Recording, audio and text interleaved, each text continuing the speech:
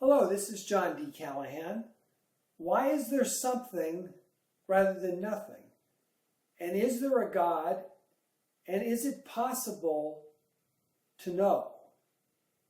First of all, why is there something?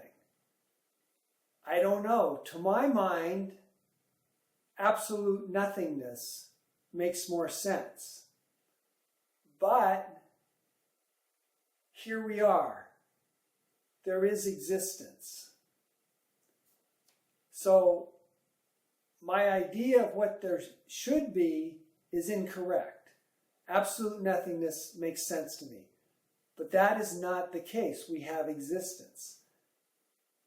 Therefore, it is hard to predict what the world is without going out and actually looking. One can theorize, but then one must test one's theory against what is actually observed. The next question is there a God? Well, if there's not a God, we have existence without intelligence. But yet, there is a great design in the universe. And it is not infinite. Infinity does not make sense for the universe, because where would it expand into? There's nothing to expand into. It's infinite everywhere. And it had a beginning, the Big Bang.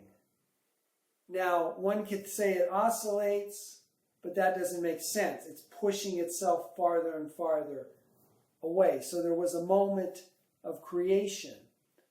One could argue also that there are many multi-universes in a quantum foam, I believe is a popular term, where there are many expansions, but it still comes to the same question. The universe is finite and it had a beginning. That must have been a supernatural event, because energy cannot be created nor destroyed. But we have energy, we have something coming into existence at the Big Bang or in other multi-universes. So there is a finite nature to the universe, but at the same time, it is unimaginably complex and unimaginably vast, so much so that it is, one can almost argue it's infinite, but infinite is a different paradigm altogether, because no matter how great something is, it is zero compared to infinity, or it is infinitesimal compared to infinity. No matter if you squared the universe, you raise the universe to the universe power, it's still nothing compared to infinity. And again, let's think about the vastness of the universe. 100 billion galaxies with 100 billion stars. There are more stars in the universe, the observable universe, than there are grains of sand on all the beaches in the universe, on Earth. And that's just the observable universe. The unobservable universe is estimated to be at least 100 times larger, and it could be as many as 10 to the 23rd. In other words, the observable universe could be to the entire universe as an atom is to the observable universe. So, but again, infinity is a different paradigm. That whole thing could be raised to its own power and it's still nothing. So, but it's finite. If it's infinite, it doesn't make any sense. It can't expand into infinity. It's finite. It had a moment of creation and it's finite, but unimaginably vast. So the next question is, again, is there a God, or do we have this vast, unimaginably complex? Now, as far as how complex we have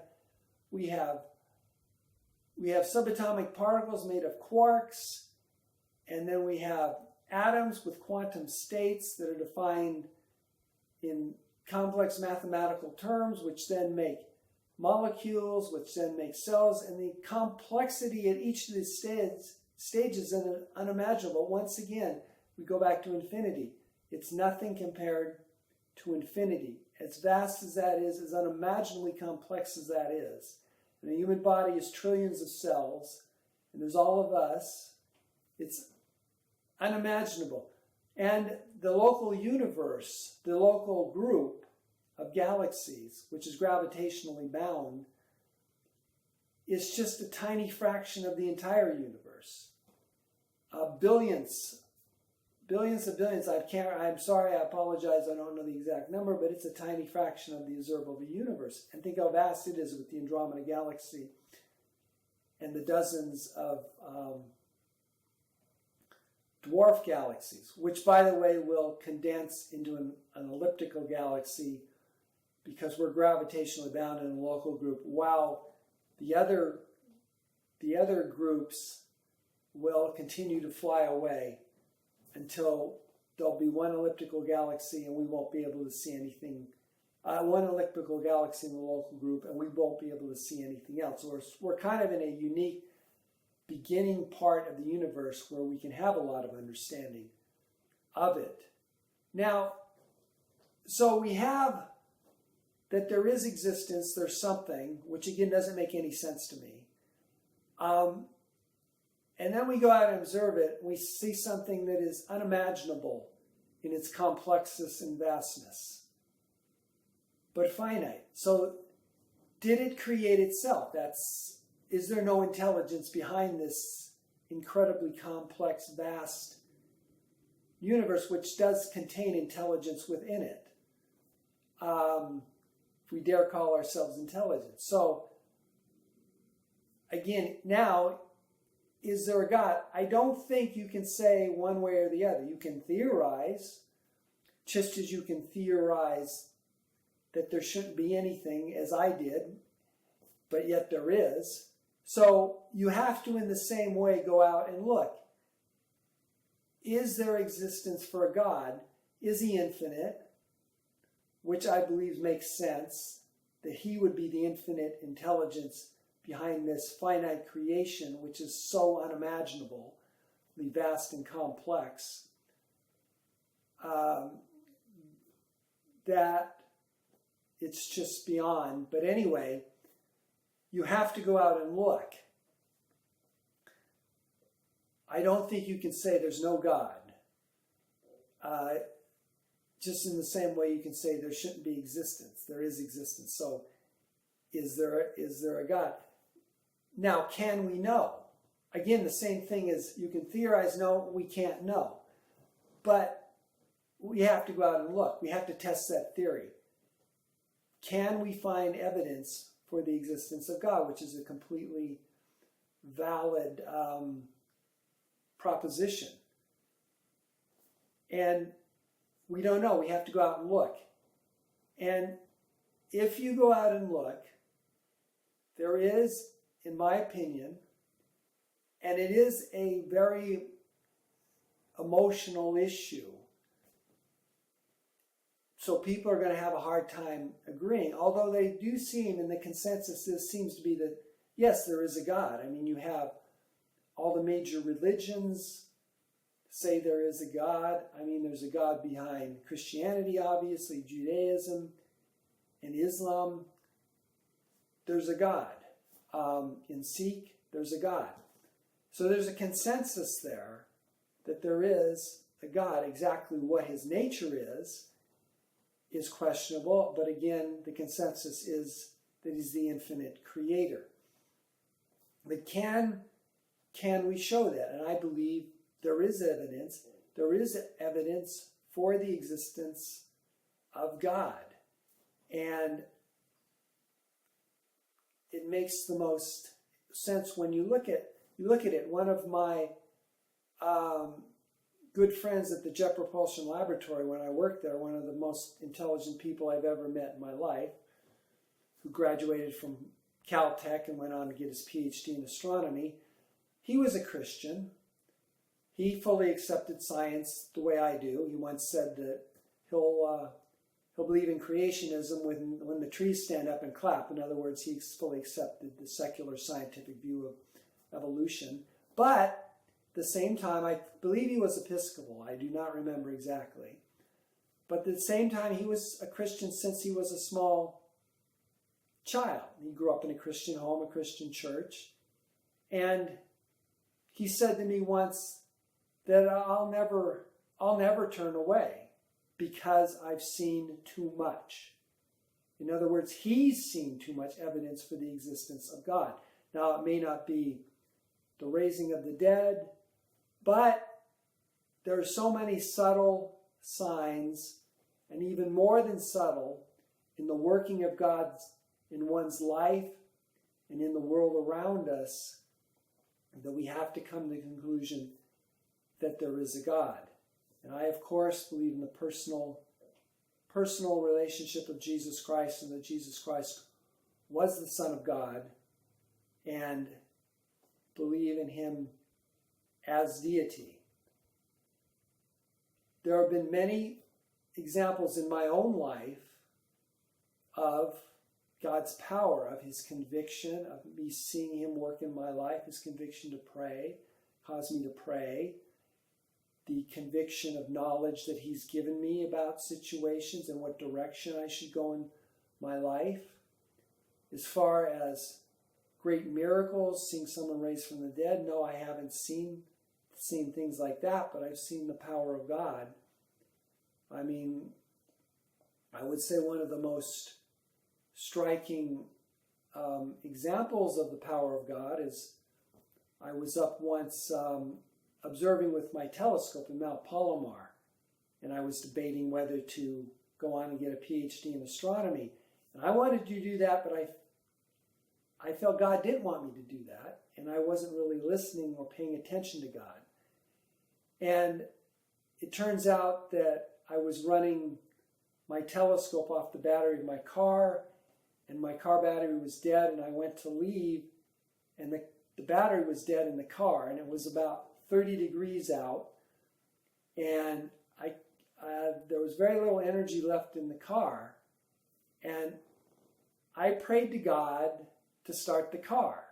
A little young and kind of naive in those days, and I prayed very hard, and I went to start, and I had the conviction that God had answered my prayer in the sense that it was time to stop praying, that he was going to do whatever he did, and that I had made myself right with God, and I told him whatever he wants in my life that I'd be willing to do. And I went to start the car, and it just, as it had a few other times, the engine had not fired the whole time. It just went brr, brr, and then it stopped. Well, brr, brr, brr, and then it would stop as the engine was trying to turn over. So I held the key, it went brr, brr, and I was going to stop the engine to try to save what little energy there was in the battery, but God told me not to. And in my own mind and my own wisdom, I would have not continued to try to start the car, hold the key down with my foot on the accelerator. But God told me, it was my own personal conviction, that God told me not to, against my own judgment. So you probably guessed the engine turned one more time, and it was probably the only time it would have turned over, perhaps the rest of the night, and the whole engine ignited and the car started. Now, did he supernaturally start the car? I don't know, but he supernaturally convicted me not to let up on the gas. And there's many examples, maybe not quite as dramatic of that as God working. I'll give you one other small example. My cousin died of AIDS in the 80s, and he studied to become a priest and became sacrilegious, fell away from God, came back to God towards the end of his life when it's obvious he was going to die from AIDS. And I was talking with him towards the end of his life. And he told me a story where God was a giant figure like the Statue of Liberty, because it was actually around the time, this was in a dream, actually around the time of the bicentennial, I believe, or what was 1986? I guess it had been 1986. So anyway, he told me this story that Jesus was a giant statue, and he asked Martin, that was his name, whether he would like to sleep with him that night. And Martin was just a small figure in front of this giant figure of Jesus. Now, Martin had AIDS, and every night he would wake up in a horrible sweat because he was dying and he had a pneumonia, some kind of illness. Like he'd wake up in a horrible sweat, and he'd have to change his clothes. And that night he said yes, and Martin walked into the hands of the giant Jesus, and Jesus closed his hands. Jesus said, do you want to sleep with me tonight? And Martin said yes. And so he closed his hands, and Martin slept perfectly throughout the whole night. So those are just a few examples, somewhat dramatic, but there are many examples of God guiding me, God guiding me in other manners, of other examples. And again, I gave you the example of one of the most intelligent people I've ever met in my life. So again, there is existence. Why is there something? I don't know. It doesn't make any sense to me, but there is something. Second, it is unimaginably complex and vast. To our minds, it seems infinite, but again, infinite is a different paradigm.